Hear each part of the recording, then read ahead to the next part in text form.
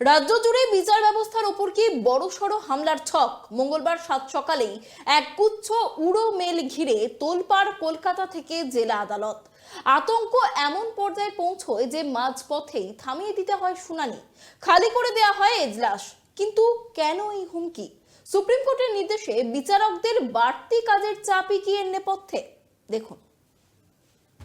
মঙ্গলবার বেলা 11টা পশ্চিম বর্ধমান জেলা ও দায়রা জজ আদালতে তখন আর 5টা দিনের মতোই শুনানি চলছিল। আচমকাই মুখ্য বিচারক দেবপ্রসাদ নাথের কাছে আসে একটি মেল। সেখানে দাবি করা হয় দুপুর 1টার মধ্যে আদালত চত্বরে বোমা বিস্ফোরণ ঘটবে। শুধু বর্ধমান নয়, মুহূর্তের মধ্যে একই খবর আসে কলকাতার নগর দায়রা আদালত, চুঁচুড়া এবং মুর্শিদাবাদ জেলা আদালত থেকেও। খবর ছড়িয়ে পড়তেই শুরু হয় হুলস্থুল। তড়িঘড়ি এজলাস ছেড়ে বেরিয়ে আসেন বিচারক থেকে আইনজীবী ও সাধারণ মানুষজন। সর্বত্র পুলিশ কুকুর নিয়ে তল্লাশি চলে। ফাঁকা করে দেওয়া হয় আদালত চত্বর। ঘটনা জানার পরে পুলিশ এসছে, পুলিশ সব জায়গায় ইনভেস্টিগেশন করে এনকোয়ারি করে সব কিছু দেখলো, কিছু পাইনি, তারপরে পুলিশ চলে গেছে। You know, like if we are getting that kind of threat, I'm just concerned like how we are going to work. And it is also like, you know, the safety purpose also, like, you know, we are feeling unsafe right now, like, you know, when can that bomb can blast or something like that. তাদের কাছে যে কোর্টে কোনো মারাত্মক bomb রাখা আছে এবং সেটার ফলে কোর্টটাকে ড্যামেজ করে দেওয়া হবে বা ধ্বংসাত্মক কার্যকলাপ হবে কোর্টের মধ্যে।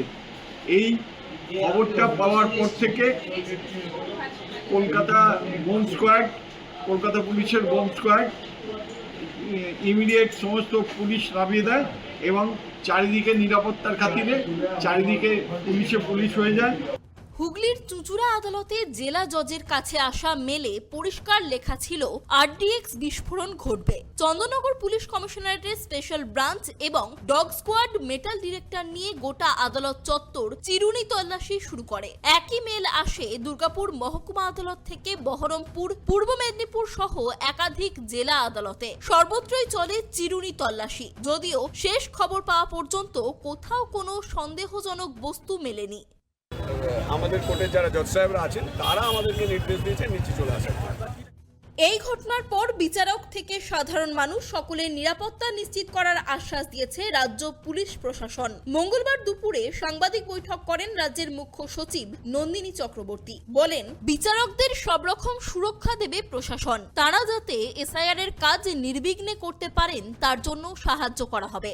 আপনারা জানেন, আজ আসানসোল, দুর্গাপুর, চন্দননগর, বহরমপুর, কলকাতা সহ রাজ্যের বিভিন্ন আদালতে বোমাতঙ্কের খবর ছড়িয়ে পড়ে এবং তাতে সাধারণ মানুষ সহ বিচার প্রার্থীরা অসুবিধার সম্মুখীন হয়েছে।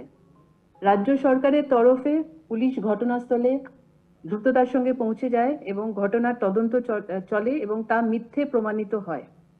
আমরা সরকারের তরফ থেকে সকল বিচারক এবং বিচার প্রার্থীদেরকে এই মর্মে আমরা আশ্বস্ত করছি যে রাজ্য সরকার তাদের সুরক্ষার জন্য সর্বোচ্চ প্রাধান্য দিয়ে বিষয়টা খতিয়ে দেখছে। আমরা সবসময় প্রস্তুত আছি। We will take all steps to ensure that all our people in the state সব সুস্থ থাকুক আর সেফ থাকুক, এটা আমাদের সবসময় চেষ্টা থাকবে। দুটো কোর্টে, সিটি কোর্ট এবং ব্যাংশন কোর্টে একটা মেল আসে, একটা বোমাতঙ্কের মেল। সঙ্গে সঙ্গে একটুও দেরি না করে আমাদের ডিটেকটিভ ডিপার্টমেন্টের bomb detection and disposal squad BDDS তারা যায়, পুরো জায়গায় তল্লাশি চালায় এবং বিচারপতিদের সঙ্গে তারা কথা বলে, তাদের নিরাপত্তার ব্যাপারে আশ্বস্ত করা হয় এবং পুরো তল্লাশির পরে কোথাও কোনো সন্দেহভাজন কিছু মেলেনি।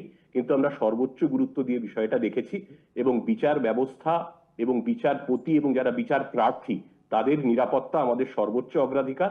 আমরা সেইভাবেই বিষয়টা দেখেছি। আতঙ্কের কোনো কারণ নেই। আর এই মেলটি ছিল এবং মেলটি কে কি কারণে কোথাও করেছিল সেটাও আমরা খতিয়ে দেখব। হাইকোর্ট জুডিশিয়াল অফিসার হিসেবে নিযুক্ত নিম্ন আদালতের বিচারকরা এখন সুপ্রিম কোর্টের নির্দেশে ভোটার তালিকার বিশেষ নিবিড় সংশোধনের কাজে ব্যস্ত। ঠিক এই সময়ই কেন এমন হুমকি? সিইও দপ্তর থেকেও জানানো হয়েছে পরিস্থিতির ওপর নজর রাখা হচ্ছে। নিছক আতঙ্ক ছড়ানো নাকি বড় কোনো ষড়যন্ত্র? উত্তর খুঁজছে পুলিশ প্রশাসন। Bureau report, KTV Bangla.